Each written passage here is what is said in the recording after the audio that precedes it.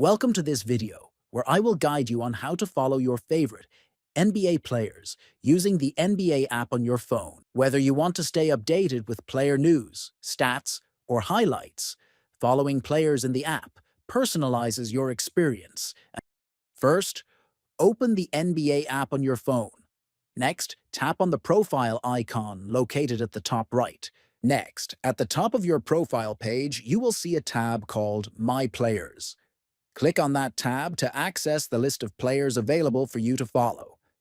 Then, you can either use the search bar to quickly find your favorite player by typing their name, or simply scroll through the list until you find them.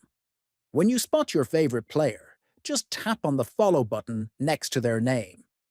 This action will add them to your personalized feed.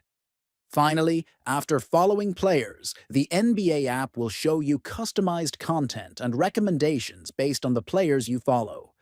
This includes news updates, game highlights, and stats that are relevant to your interests, making your app experience more engaging and enjoyable.